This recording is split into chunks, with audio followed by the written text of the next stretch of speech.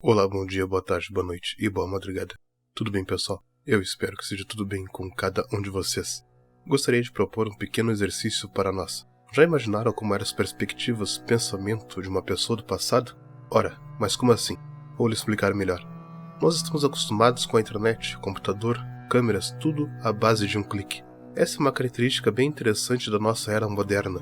Mas, se retrocedermos um pouco, vamos chegar ao momento da história em que as máquinas estavam começando. As pessoas que estavam nesse período de descobrimento, muitas delas as temiam as máquinas. Parece um pouco estranho falar sobre isso, mas realmente existiu, e não é à toa que somos apresentados em várias obras literárias que exploram esse tema.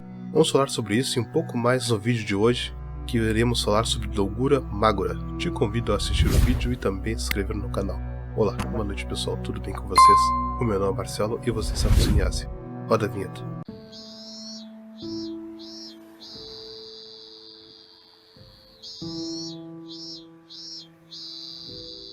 Dogura Magura é um filme japonês de ficção do ano de 1988 com direção de Toshio Matsumoto. O filme é uma adaptação da obra de mesmo nome de Umeno Kyuzako. Na primeira cena já podemos ter uma noção de que poderá acontecer ao longo da obra.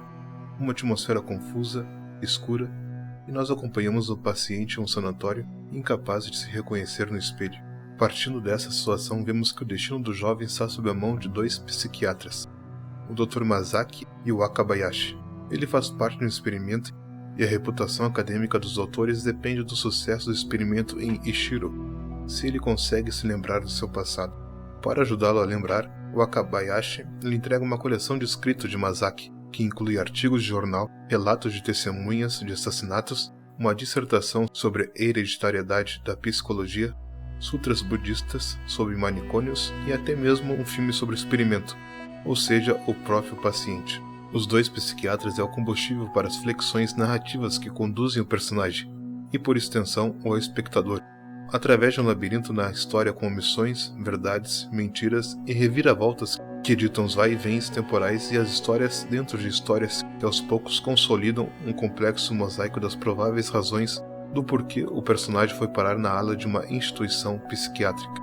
Toshio Matsumoto articula o enredo por meio de transições espaço-temporais, que se valem de cortes sutis e cuidadosos de movimento de câmera para reconfigurar toda uma cena, resultando em hábeis sucessões que produzem novos contextos num ritmo que pouco a pouco desobra a própria insanidade que afeta o protagonista. É no mínimo interessante a capacidade do diretor em conduzir as múltiplas narrativas de forma rígida e fluida. Esse aspecto deriva tanto da precisão de Matsumoto de um ritmo e atmosfera envolvente, quanto da própria encenação de que é contado não seja a verdade. Ishiro descobre que Masaki vem trabalhando em uma teoria da psicologia hereditária, que afirma que cada célula do corpo de um indivíduo possui um banco de memória de seu passado, e que essa memória pode ser relembrada quando um determinado gatilho é ativada no indivíduo. Se seu ancestral fosse um assassino e se alguém conhecesse o gatilho, o indivíduo poderia ser usado como uma arma. O gatilho acabou sendo um pergaminho representando corpos em decomposição de belas mulheres, desenhados pelo ancestral de Ishiro, Go Senshu, um pintor chinês que se tornou um serial killer. O próprio Ishiro é uma repetição de seu ancestral, Go Sushei, o pintor do pergaminho. Cada membro masculino dessa linhagem familiar, quando desencadeado pela pintura, deve matar as mulheres ao seu redor. Nas palavras do Dr. Masaki, eles dizem que a história se repete, mas o corpo humano e o espírito também avança, repetindo-se. Ele já está programado desde o momento de sua concepção para seguir e imitar os atos daqueles que o antecederam, mesmo que fossem assassinos horríveis. O indivíduo aqui não é mais autônomo no sentido de ter seu próprio livre-arbítrio. Ele simplesmente repete as ações de seus ancestrais. É verdade que a busca de Ishiro por sua identidade é paralela à busca de Masaki pelo mundo natural perdido. Quando Ishiro relembra seu passado, o mundo natural não pode ser recuperado. O filme é um exercício de narração que se desdobra na linha tênue entre o real e o imaginário, a verdade e a mentira, a memória e a imaginação. O domínio de Matsumoto permitindo a alternância entre a multiplicidade de possibilidades que atestam o poder exercido pela fantasia. Um filme sobre minâncias, perspectivas e, sobretudo, a busca por controle sobre a própria história. As relações humanas, principalmente com as mulheres, não têm sentido para o nosso personagem. A única relação que ele pode ter com as mulheres é que já está programada nele. Ele mata as mulheres para complementar o pergaminho. Assim, tudo o que sabemos sobre a relação de Shiro com o Yoko ou sua mãe e tia deve vir de fontes secundárias, artigos de jornais, relatos de Masaki e assim por diante. E embora a narrativa de Shiro consuma inúmeras páginas, ele nunca revela esse tipo de informação por si mesmo. A mente do nosso personagem do começo ao fim é assombrada por sons mecânicos, e embora possa processar esses sons e as informações contidas em artigos, filmes ou nas vozes dos dois médicos, ele permanece surdo aos gritos de sua ex-amante.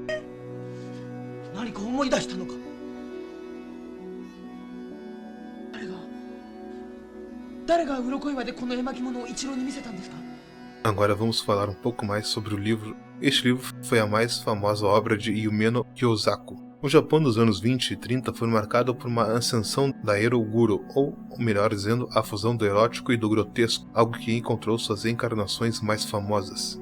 Imagens de máquinas eram onipresentes na paisagem literária do período Taisho e no início do período Showa no Japão. Alguns escritores elogiaram a beleza das máquinas e outros exploraram sua escuridão.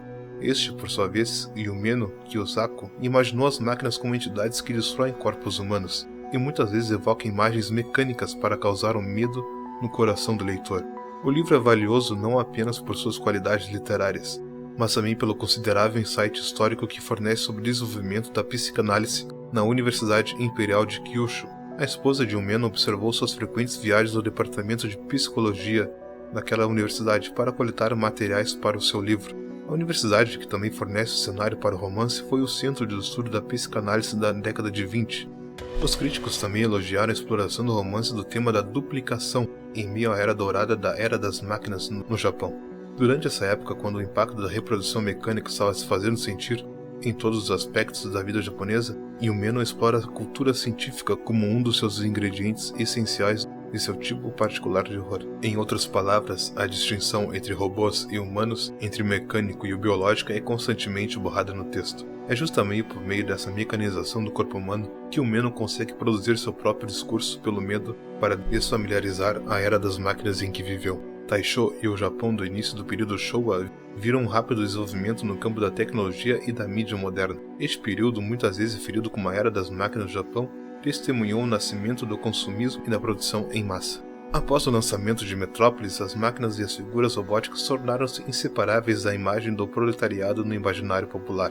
Numerosos textos de literatura começou a descrever as máquinas como forças ameaçadoras que assassinavam brutalmente trabalhadores de fábricas. E é esse tipo de imagem assustadora que veio a ser apropriada pelos escritores de ficção policial, como Edogawa Rampo e Uno Jusa, sem mencionar o próprio Yumeno Kyosaku.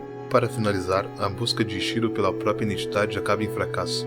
Quanto mais ele pesquisa, mais percebe que é uma reprodução de outro, e como resultado, mais perde suas reivindicações. Nosso personagem finalmente parece ceder ao fato que outras pessoas não têm o controle sobre suas próprias mentes.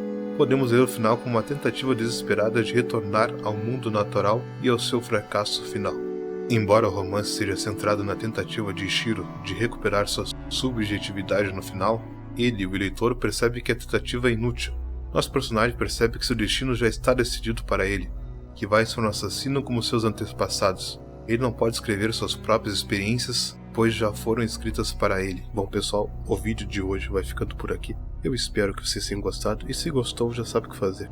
Não se esqueça de deixar o seu gostei, compartilhar e também se inscrever no canal. Muito obrigado e até a próxima.